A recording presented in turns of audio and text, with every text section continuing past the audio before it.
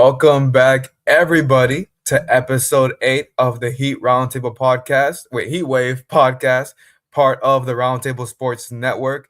My name is Anthony Aguirre, Miami Heat and Hurricanes beat writer, joined by my co-host Anthony Pasciolla, AP, Philadelphia 76ers Roundtable publisher. AP, how we doing, my man? I'm doing well. I can't complain. How are you doing? The Heat are not the most exciting team to watch. I just want to check in on you, see how boredom is going for you. I got the Hurricanes to fall on. That Okay. that that make it makes up so much when it comes to trying to cover this team as best as I can, and it's just so difficult. One night they look like they could be one of the best teams in the East, and then another night it looks like they should be tanking. Yeah. And we could say the same on Thursday against the Philadelphia 76ers as the Heat suffered a 124-117 loss. Norman Powell did not play in the second half. He started, but he entered the game with a groin injury, and it clearly wasn't helping him. He wasn't even doing that good in the game, honestly. So it was just best to sit him out the rest of the way. But regardless, the Heat lost despite getting 20 plus points from Bam Adebayo and Tyler Hero. AP, what are your biggest takeaways from the game? From the Heat side, I like the way Tyler Hero played. 25 points, 7 assists, 4 rebounds on 50% shooting. The problem is, like you said, no Norman Powell in the second half, and he didn't look that good in the first half. I have been someone who has been very, very critical of the idea of Tyler Hero and Norman Powell playing alongside each other. I That's don't very think it true. works. I don't think it should work. I don't think it will work. Whatever you want to say. I just don't like how they fit together. Tyler, like I said, did have 7 assists in this game, but I don't view him as a very playmaker type guard. Same thing with Norman Powell. I think they do very similar things. I think it's a bit redundant to have both of them. So from the Heat side, I did like the way Tyler played, especially once Norm was unfortunately off the court due to injury. For Philadelphia, it was the Tyrese Maxey and Joel Embiid show. Big surprise there. Tyrese with 28 and 11, Joel with 26 and 11. You know what you're getting from these two guys. Kelly Oubre Jr. and VJ Edgecombe, as I talked about on the Sixers pod, both really impressed me with how they supported Embiid and Maxey. So just a really good team, I should say star effort from Philadelphia, because the bottom of the bench did not play that well, namely Quentin Grimes, who just had 9 points on pretty inefficient shooting. So those were my biggest takeaways from the game. Yeah, Maxi, we know what he is. He's a star in this league. He's going to be a multiple time All-Star. He's going to be doing it's crazy to think he's so very young and he has a long career ahead of him. Same with VJ, of course, he's a rookie. He was my rookie of the year until Con Knipple is going off for damn near 10 threes a game. Uh, but like you mentioned, Embiid, he was a force in this game. As I mentioned on your show, he has a gravitational pull when it comes to defenses. Yes. Clearly, it's a massive shift because when you take away Embiid, a guy who can easily get points in the paint, like it just without when he's not playing, you can kind of ease up a little bit. You know the Sixers are going to take more threes. They're going to try to outshoot opponents, and granted, they get some good looks, but when you have a guy like him who can dominate, obviously it shifts everything. And for the Heat, not to say they weren't prepared for it, because I know that they prepare for any outcome, any player who's out there, but it's just clear that they couldn't contain him. And granted, Bam has contained Embiid in the past, but it just was not the case. It was not the case in this game. Kelly Oubre, Heat fans, we've known Kelly for a long time. We've known Kelly, especially in those Hornets days when he was going off. We knew him because when Dame was supposed to come to Miami, he was looking to tag along if Dame had joined, and he never did, and he went to Philadelphia. So there's that. And it's crazy because you also get good contributions from Jaime Jaquez with 19, Andrew Wiggins with 18. But you also look at Khalil Ware with 5. You look at Pell Larson, who's been a glue guy for this team with 9. He's not. His stats are not gonna be flashy, but you expect a bigger impact from a guy like him, and it did not show in this game.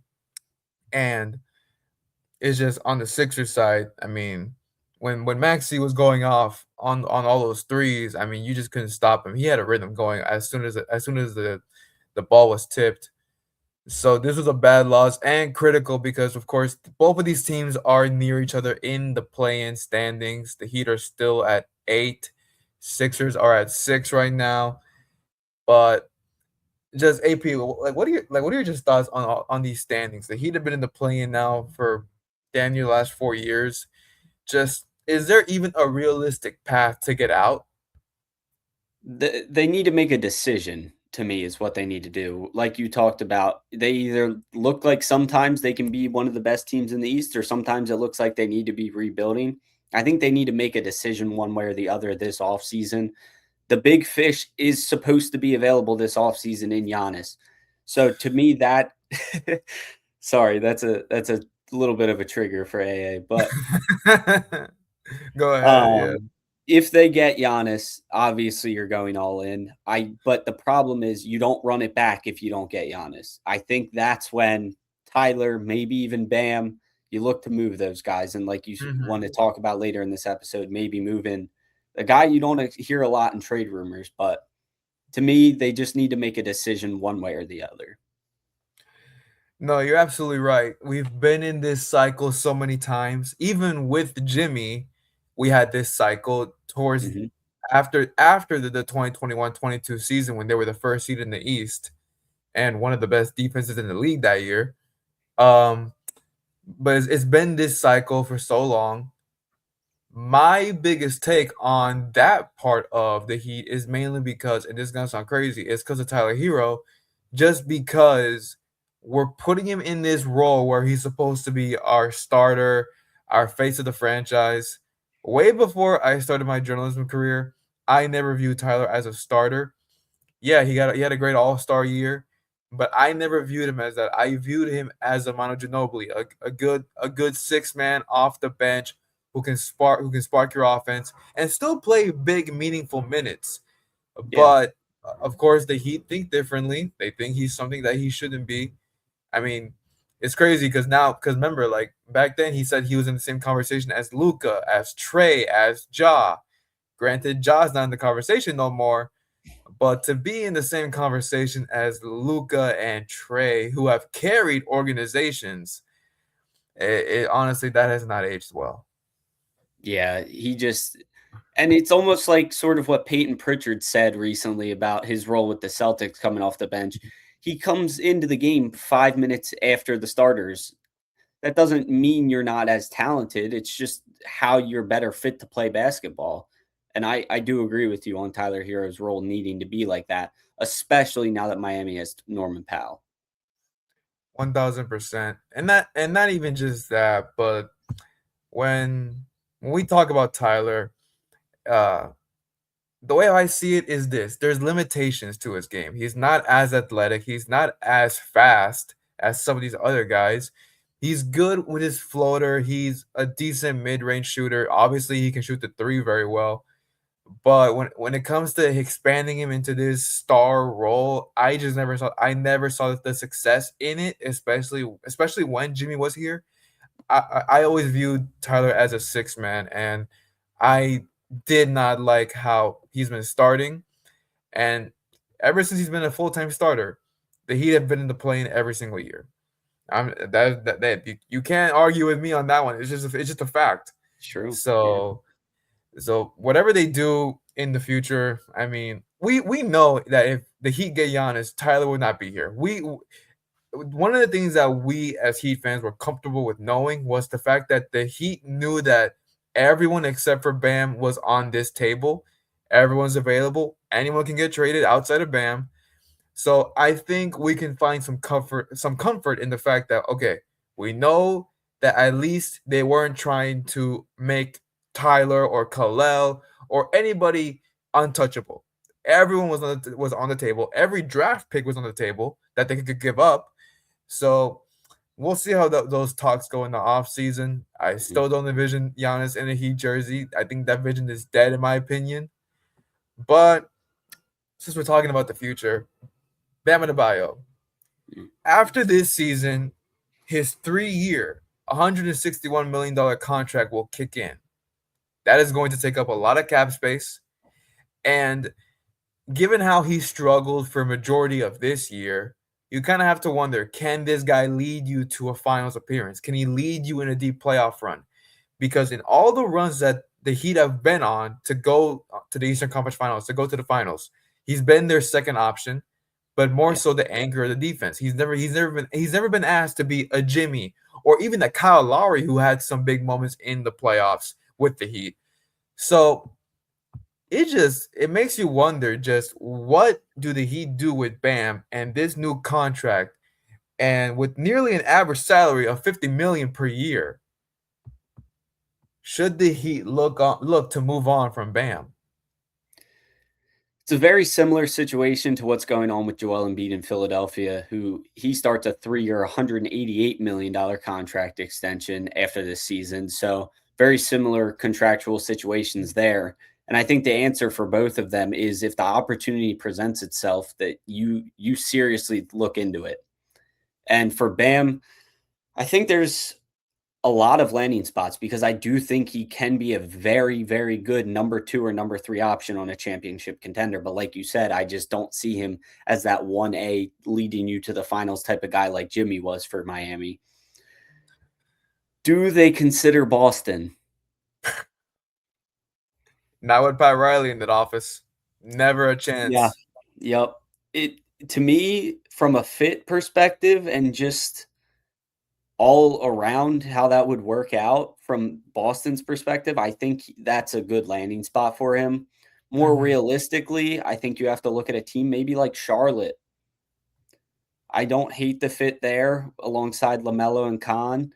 I think that team needs a defensive anchor, so I don't hate those as a couple landing spots for him. I don't hate the Hornets, but as a Hornets, I guess you could say advocate, because I do root for them here and there as the team that as a rising team. Um, I don't think they would do it. I think it'd be too risky for them just because of the fact that they have a guy like Musa Diabate, and they True. have a couple other centers that are looking to develop, like PJ Hall. I actually like him. He was undrafted, 2-way contract. Um, but they're not comparing them to Bam. They're obviously not nearly as talented or the same as Bam. But I just say those are more better fits for them. For Boston, I know Danny Ainge is no longer there, but we all know Pat Riley. He still holds that Boston hatred he had when he was a coach for the Lakers. He's been had that will never go away from him, even though he's not exactly running things in the office as he was before. He would rather die than give up Bam to a team like Boston, It's especially with the true. season they're having. And if we were to trade Bam to Boston, imagine next year a front court of Jalen Brown, Jason Tatum, and Bam Adebayo. I think he'd be sick. Scary. That's very dangerous. But I'm with you. I think that he should at least listen to offers.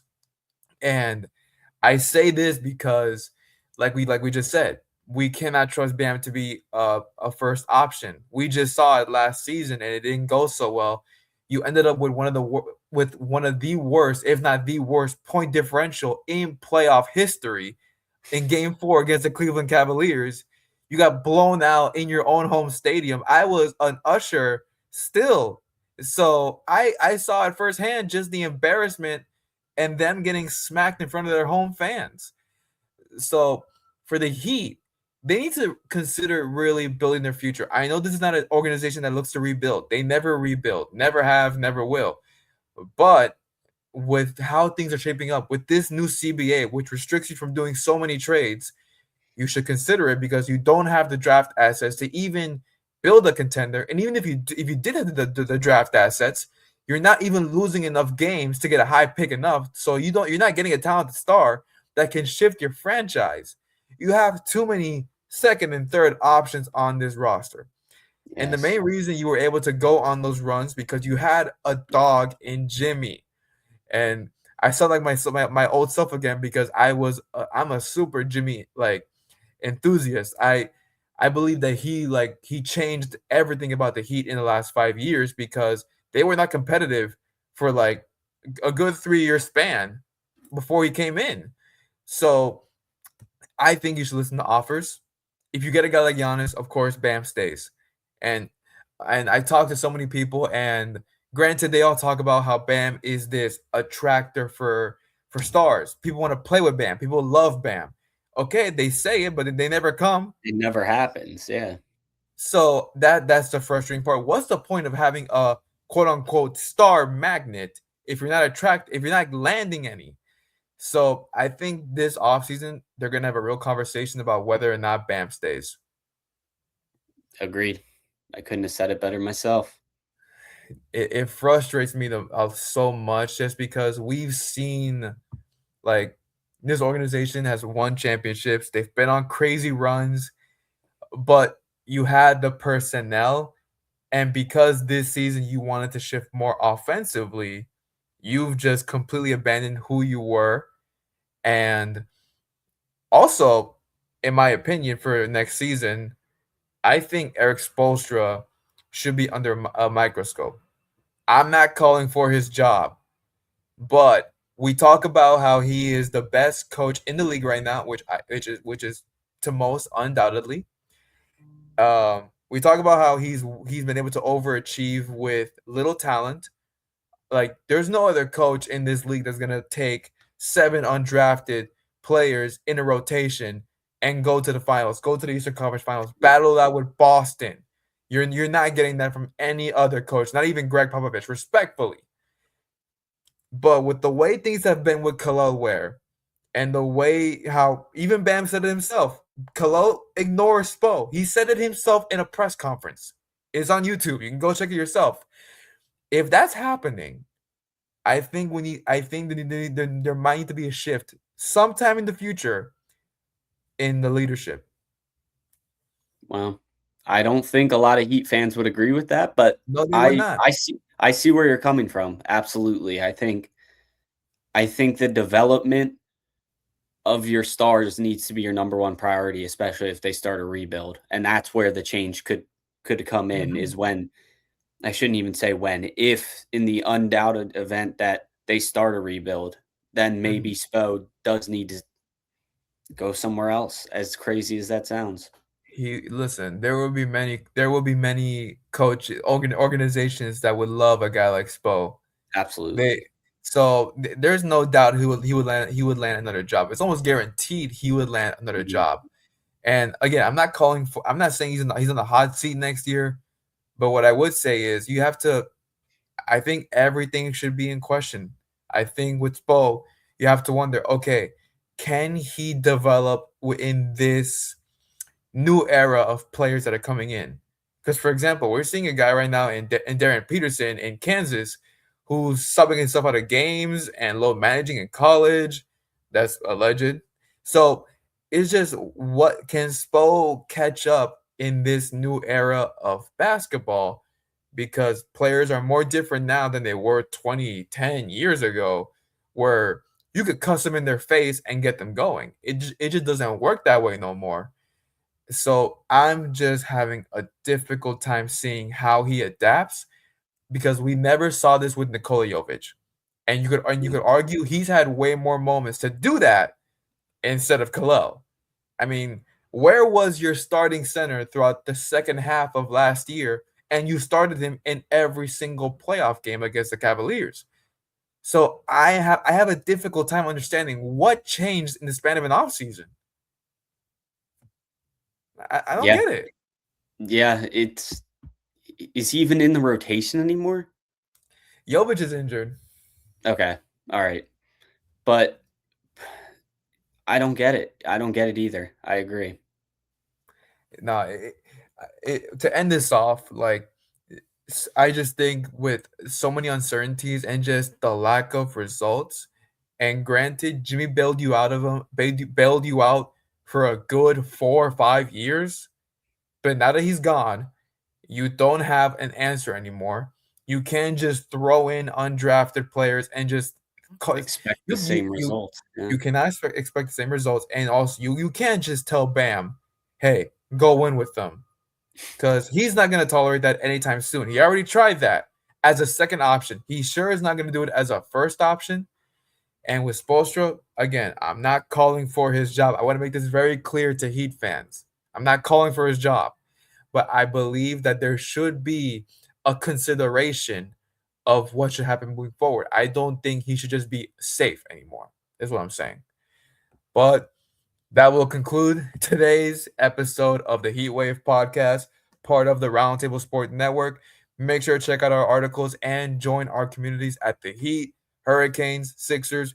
We cover everything. Follow your favorite teams on RoundTable Sports. Download our app for free. And we have no paywalls, no subscriptions needed. We are absolutely free. A click on our articles goes a long way. My name is Anthony Aguirre, here with my co-host Anthony Pasciolla, and we will see you next time.